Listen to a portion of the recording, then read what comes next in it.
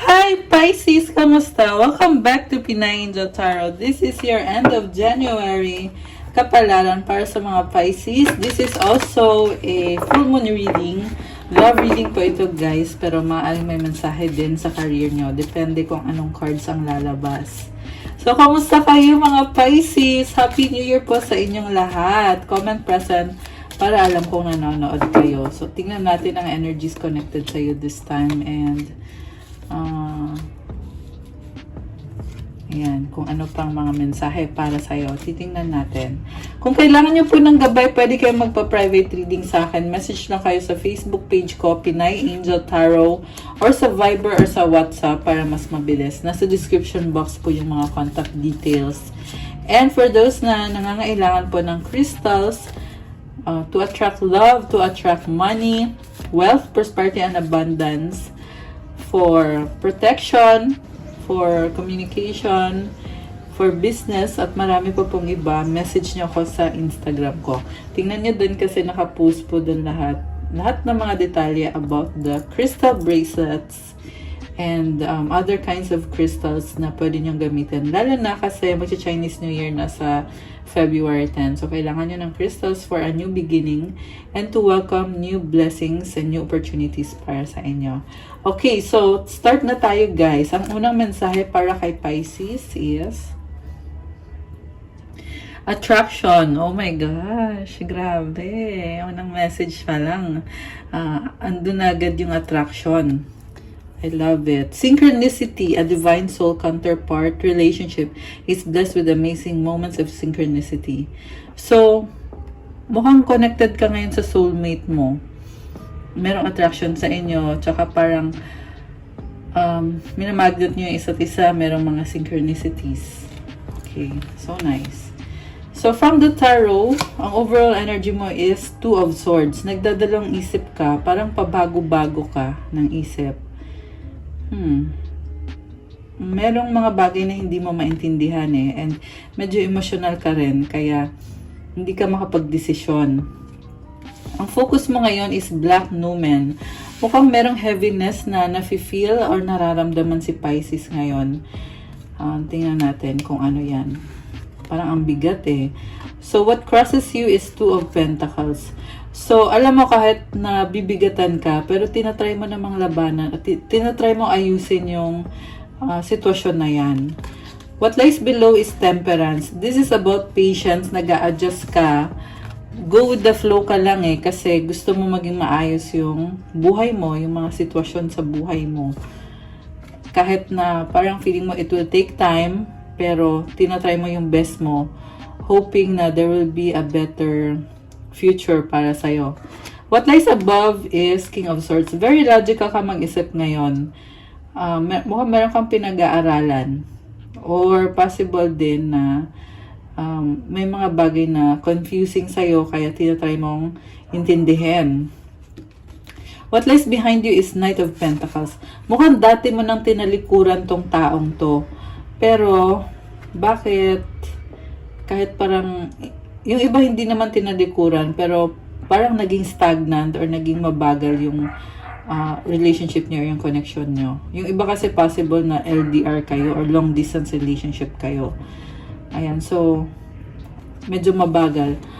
Pero ngayon, nakita ko, tinatry mo ulit i-manifest, tinatry mong baguhin kung bakit naging mabagal yung movement. Tinatry mong magkaroon ng communication at ng connection ulit sa inyong dalawa. Ayan, ito ka Pero andun pa rin ang feeling na natatakot ka, kinakabahan ka, and medyo emotional. So, what lies before you is Two of Cups. Oh my gosh! Parang alam na alam mo na magkakaayos din kayo balang araw. Kasi nasa near future na position itong card na to. So, ibig sabihin, sa ngayon parang hindi pa nangyayari. Pero, tinatry mo. Ginagawa mo yung best mo. Supportive energy or yung tingin ng person mo sa'yo, Eight of Wands. Ready ka makipag-usap, pero parang usap lang, walang concrete na plano kung ano ba talagang gusto nyo for the future. Pero parang go with the flow din yung nakakita ko dito kasi mukhang ang dami ding nangyayari. Minsan, nagiging stressful. Minsan, medyo magulo. Ayan, pero ang daming nangyayari. And yung person mo naman, uy, may bago siyang idea. Ano kaya to? Meron siyang iniisip na gusto niyang gawin. Something na bago. Okay. Mutual energy is 5 of Wands. Kaya pala, may conflict kasi dito eh. So, itong 5 of Wands, parang pareho kayo, may kanya-kanya kayong pinaglalaban. So, nagka-clash kayo tuloy. Okay? The outcome is Queen of Cups. Alam mo kung bakit andyan ka pa rin kahit medyo magulo, no? Tsaka parang wala pang direksyon itong connection nyo. Dahil sa love at dahil sa happiness. Kasi, pinapasayan yung isa't isa, nag-care kayo sa isa't isa, merong love. And kanina sabi ko nga merong attraction. So kaya pinaglalaban nyo pa rin yan. So tingnan natin yung sa bottom of the deck. 6 of Swords. Ayaw nyo na mag-away eh. The World. Oh my gosh. May nakita kong ending sa new beginnings para sa'yo. Pero parang andun pa rin yung fear eh na paano ko sisimulan to. Parang ganun yung pakiramdam mo. So, mag-clarify tayo, guys. Itong cards na to ang gagamitin natin sa pag-clarify. Bakit? Ay, sumama yung isang card. Bakit parang nagdadalang isip si Pisces? Hindi lang parang. Talagang nagdadalang isip ka dito. The Hanged One, the Empress. Wow! 8 of Wands. Okay. May nakita kong communication. The High Priestess. Alam mo, oo, nag-uusap kayo, pero marami kang tinatago or marami kang hindi sinasabi sa kanya. Si Pisces kasi nababasa mo yung person mo eh. Kaya, kahit iba yung sinasabi mo, pero sa loob-loob mo, tinitingnan mo din yung ibang angle ng sitwasyon. So, Prince of Elixirs. Andun yung excitement dito. So, okay yun, na-excite ka. Guys, may nakita akong reconnection or reconciliation, 2 of Cups. Oh my gosh. Parang merong magde-date. Ayan. Oh my gosh, so nice. Justice. I love this. Alam mo, nakita ko dito, merong babalik or merong biglaang parang gusto mag-reach out. Kasi itong Justice card, this is about achieving balance. And itong person na to, strong siya ngayon. Princess of Talismans. Parang, andun yung medyo nahihiya. Nahihiya. The Moon. Okay. Nahihiya, nako-conscious sa sarili. The Lovers. Oh my gosh. Guys. Oh, bakit ganon? The Lovers, pero dito yung 8 of Keys or 8 of Swords. So, tingnan natin ha. 10 of... Oh my gosh. Guys. So, meron dito stagnant na energy na magtatapos. And magkakaroon ng bagong desisyon. Grabe! So, may reconciliation for Pisces. Ngayon, lumabas dito 6 of Wands and 3 of Wands. Meron din dito conflict na ma-overcome. And parang naghihintay lang kayo ng commitment. So, inobserbahan yung isa't isa eh. Sa totoo lang, andun talaga yung attraction. Parang talaga kayong minamagnet. Kasi hindi siya maalis sa isip mo. Ikaw, ganun din sa kanya. And yung card kanina na the Empress and the Hangman, it means na nire-review mo yung mga desisyon mo eh. Tama ba yung ginawa ko? Tama ba yung mga naging desisyon ko? Kasi sabi ko nga sa past, parang naging mabagal yung movement. Kaya ngayon, parang nakikita mo yung opportunity na pwede mong gawin kung anong gusto mo. Ayan. So, there is fertility and nakita ko guys, ang lalim nitong connection na to. Parang iniisip mo na talaga yung pang long term na siya na yung makakasama mo, na magkakaroon kayo ng future together. Okay. So, mag-clarify pa tayo guys. Bakit Ace of Swords yung energy ng person ni Pisces? Okay. Bakit Ace of Swords? Okay. Ito. Ay! Oh my gosh! Ito din, Ace of Swords din. Nakakaloka. Speaking of synchronicities. Ayan, so talaga may bago siyang idea na gusto niyang gawin. Oh, di ba? 2 beses lumabas. Napahinto pa ako dun sa card na yon eh. So, kukuha pa ako ng more cards. Okay, so sinilip ko lang kung ano yung nasa ilalim. Tingnan natin kung lalabas ba ulit yung nakita ko. Prince of Keys, 3 of Cups, 6 of Pentacles. So, nakita ko dito, naka-curious siya sa'yo eh. Gusto niyang kumonek sa'yo kasi gusto niya magtuloy-tuloy kung anong meron kayo. Gusto niya ng give and take. And ayaw ka niya mawala sa buhay niya. Kino-consider ka niya na party ka talaga ng buhay niya kahit parang yung connection niyo is pwede pang mag-improve, pwede pang maging mas malalim at mas maganda. Okay. Ano yung bag? Ay, shucks! Nalaglag. Sorry.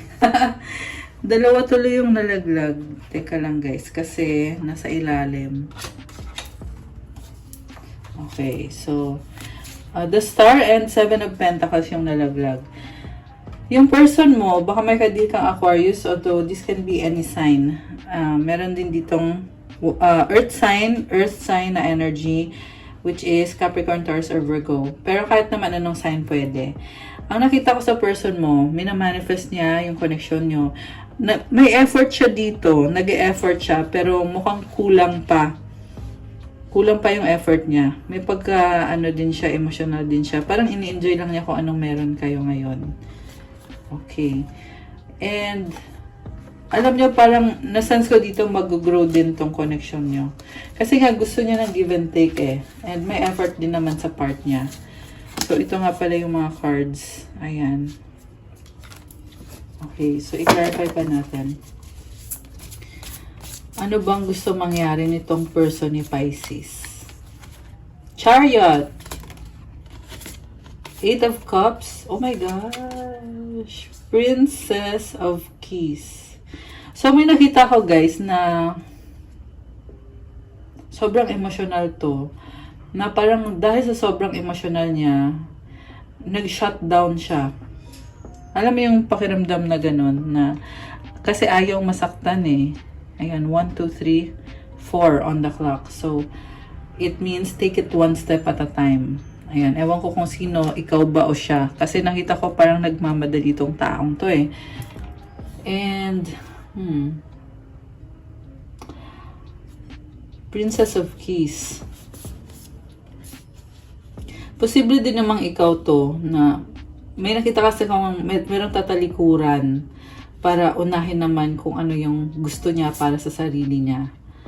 Kahit na nag-invest na ng emosyon, pero parang posible nagtatampo to guys. Nagtatampo. Okay.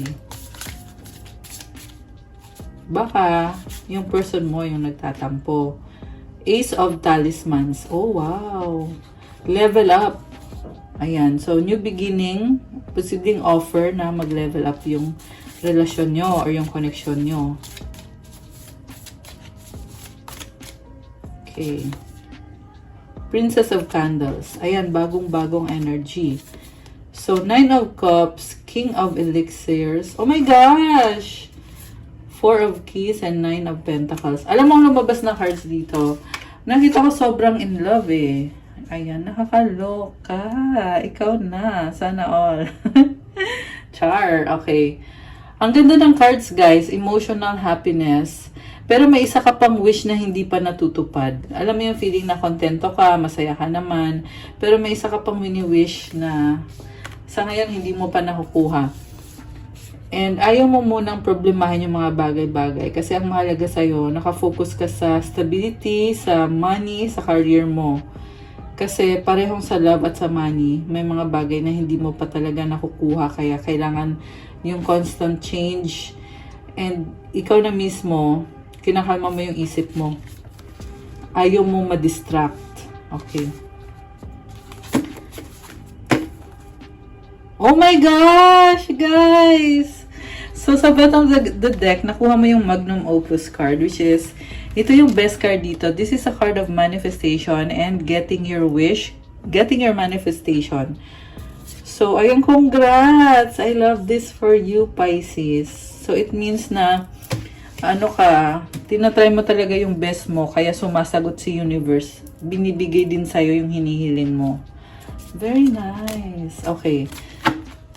So, gusto ko ulit i-clarify yung sa person mo. Ayan, yung sa person mo. Okay. Kasi may lumabas na conflict eh. So, 10 of Cups, Princess of Elixirs. Oh, I can see happiness and excitement, opportunity. 2 of Pentacles and King of Candles. Alam mo, itong person mo, super attracted sa'yo. Tinatry niya talagang mag-effort. So, maswerte ka dito kasi minamanifest ka ng taong yan eh. Ayan, may manifestation symbol dito oh. Parang, I feel like nagpapa-impress sa'yo. Ayan. Wow. Okay. Anong outcome dito? Anong outcome? Queen of Elixirs. The Death card. The Seeker. Oh my gosh. Guys. So, ang outcome dito is a big transformation connected sa pangarap mo na pang long term. Kasi itong The Seeker, bagong simula to eh. Number 0, diba? Equivalent to sa The Fool card, which is the very first card in the Major Arcana. So, ibig sabihin, pag lumabas yung card na yun na nga, process kasi to eh. From death, lumabas yung Seeker. And itong death na card, kita mo merong Phoenix rising. Ayan. So, bumabangon kasi yung Phoenix na yan para sa long-term goals nyo. Kita mo merong bow and arrow. Kaya bow and arrow kasi malayo yung target mo eh. So, nag-e-effort ka ngayon para na yan sa pang long-term. Sa pangarap mo. Queen of Elixirs is someone na merong mga pangarap and masayahin at connected sa emosyon mo. So, i-embrace mo yung pagbabago na yan, hindi magiging madali kasi death card, it means na meron talagang magbabago. So, hindi madali yung pagbabagong yon. Pero, magdadala ng magandang results. Ayan, very nice. I-embrace mo yan, Pisces. Okay, last cards para kay Pisces. The Emperor, the Tower, 3 of Pentacles. So, again, transformation. Nakita ko dito, may pride ka eh, pero kailangan mangyari yung transformation para sa partnership nyo. Ayan, 3 of Pentacles. Okay, mahalaga sa'yo yung partnership. Anong gustong sabihin ng person ni Pisces? Aries? Baka yung iba guys, Aries yung kadil nyo. Okay. I'm starting to understand our connection. Parang may realization yung person mo. I regret lying to you. You came closer than anyone. Oh my gosh. May mga hindi siya sinasabi sa'yo. We need to let each other go. Oh my gosh. Bakit naman? I lost myself for a little while. I want to tell you how I feel. Okay. Any more message galing sa person ni Pisces? So many things remind me of you. Okay, grabe. Lagi ka niya iniisip. Kuha ko kayo ng mensahe galing sa universe. At ng advice.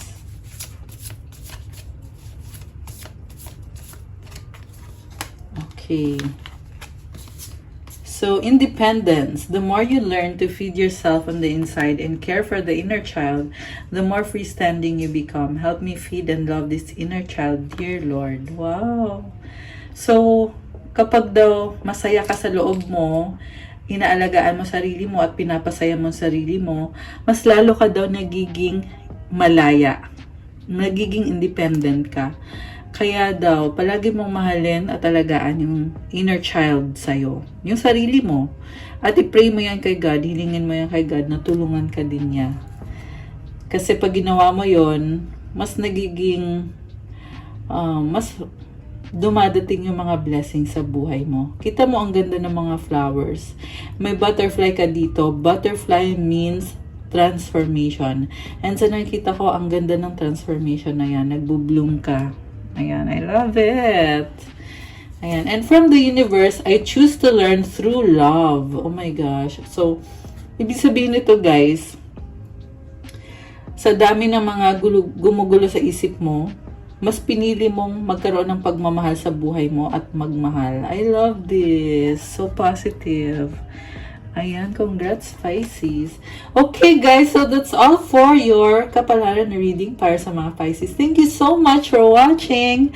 I-click nyo na yung like, i-like nyo na tong video na to, and comment kung nag-resonate ba or kung ilang percent nag-resonate sa inyo. And kung bago kayo, please do subscribe kasi malaking tulong po yan. Kailangan ko yan para tuloy-tuloy lang ang paggawa natin ng readings dito sa channel na to. And syempre, yung mga comments tsaka likes. Ayan, kailangan ko din po yan. Also, kung kailangan nyo naman ng gabay, pwede kayong magpa-private reading sa akin. Message nyo ako sa Facebook page ko, Pinay Angel Tarot. Magpa-schedule po kayo. And pwede nyo rin ako i-chat sa Viber or sa WhatsApp para mas mabilis. Nasa description box po yung contact details ko. Also, available po yung mga crystals to attract love and money, wealth, prosperity, abundance, protection, for vitality, for communication, negotiation, for business, and for positivity, for anti-stress, for happiness, at marami pa pong iba. So, nakapost po yan sa Instagram ko, detalyado po.